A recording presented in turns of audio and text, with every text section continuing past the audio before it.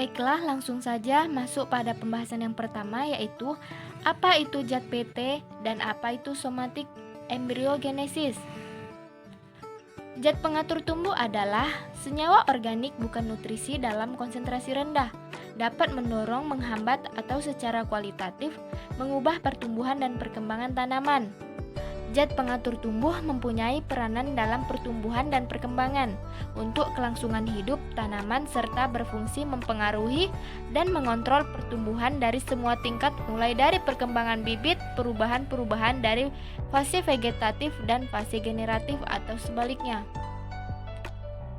Somatic embryogenesis atau SE adalah suatu proses perkembangan sel somatik menjadi suatu tumbuhan tanpa melalui fusi gamet.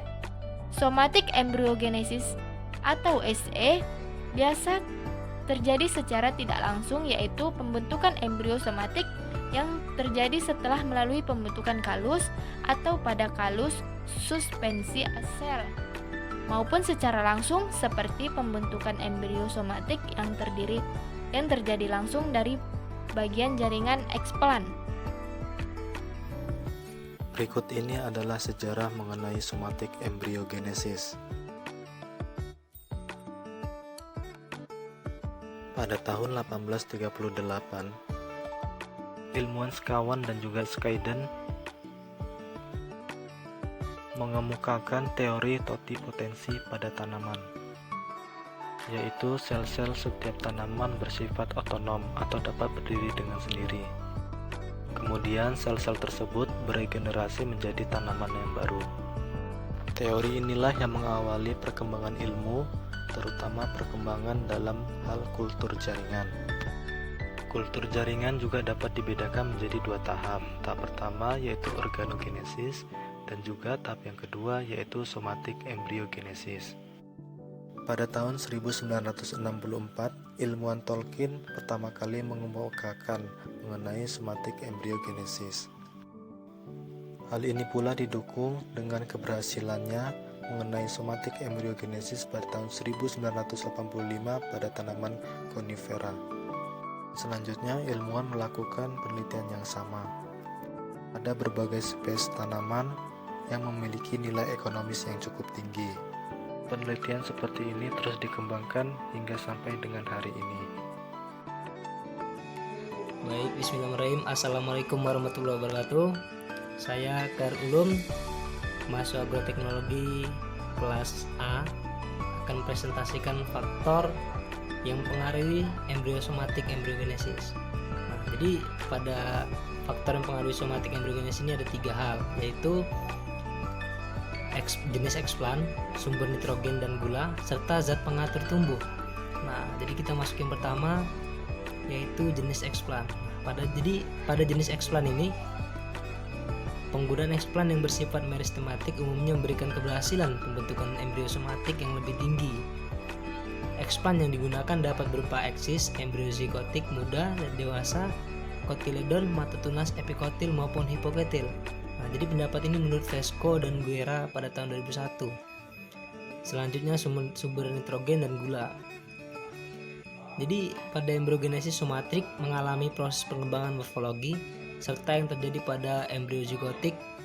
Nah, jadi faktor yang penting dalam induksi dan perkembangan embryogenesis ini adalah komposisi gula, nutrisi, dan kultur nitrogen. Nah, jadi nitrogen merupakan faktor utama dalam memacu morfogenesis secara in vitro. Selanjutnya yaitu zat pengatur tumbuh. Adapun zat pengatur tumbuh merupakan senyawa organik yang berperan dalam pertumbuhan dan perkembangan kultur. Nah, jadi promotor yang digunakan antara lain yaitu auksin, 2,4-D atau 3,5-T atau picoram dan NAA. Sedangkan stokinin yaitu BA, kinetin dan adenosulfat. GA3 dan inhibitor ABA. Konsentrasi zat pengatur tumbuh yang digunakan tergantung pada tahap perkembangan yang terjadi. Nah, terima kasih. Wassalamualaikum warahmatullahi wabarakatuh. Selanjutnya, mekanisme somatic embryogenesis. Secara umum, embriogenesis somatik berkembang dari sel tunggal, kemudian mengalami pembelahan sel dan membentuk kelompok sel meristematik. Rusni et al. 2010 menyatakan embriogenesis somatik dapat terjadi secara langsung dari sel-sel meristemoid dan embrioid yang tumbuh dan berkembang menjadi embriogenesis somatik dengan dua kutub atau bipolar.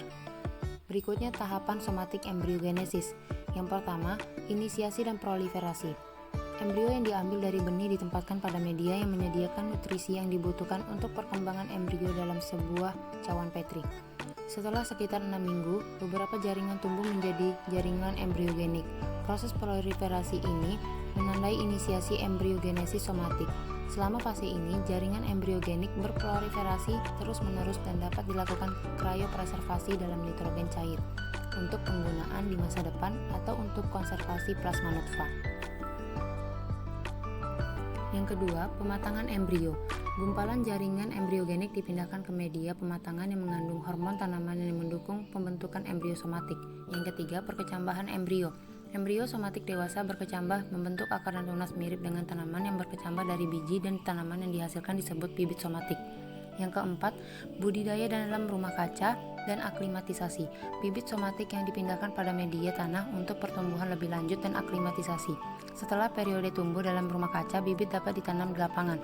Keberhasilan regenerasi tanaman dari embrio somatik juga sangat tergantung pada genotip yang digunakan. Baiklah, saya akan melanjutkan tentang studi kasus embriogenesis somatik. Kami mengambil salah satu contoh studi kasus pada penelitian Mia Kosmiatin dan kawan-kawan tahun 2014 yang berjudul Induksi Embriogenesis Somatik dari Jaringan Endosperma Jeruk Siam atau Citrus nobilis laurus CP madu.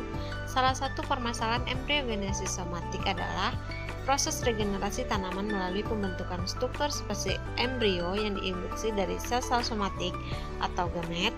Embrio somatik secara fisiologi dan morfologi, media memiliki tahapan perkembangan dengan embrio zigotik. Hasil penelitian ini menunjukkan keragaman dalam ekspon tinggi karena endosperma merupakan jaringan yang mempunyai tahapan perkembangan dan fungsi sel yang berada sehingga setiap sel memberikan respon yang berbeda media terhadap formulasi media.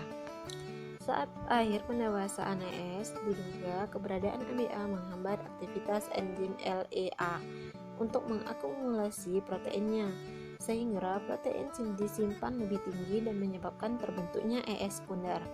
Proses desikasi embrio pada ES yang diinduksi dari jaringan endosperma tidak memerlukan ABA oksigen, tetapi lebih sesuai dilakukan dengan cara meningkatkan konsentrasi pemadat media.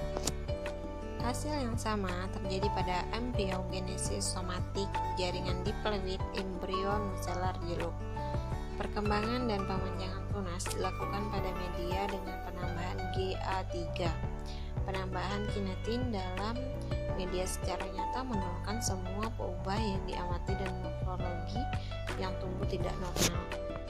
Kinetin merupakan sitokinin yang berperan dalam pembelahan sel untuk menginisiasi pembentukan tunas, sehingga ketika dikombinasikan dengan GA tidak diperoleh hasil yang baik. Baiklah, sekian dari saya, lebih dan kurang saya mohon maaf. Assalamualaikum warahmatullahi wabarakatuh.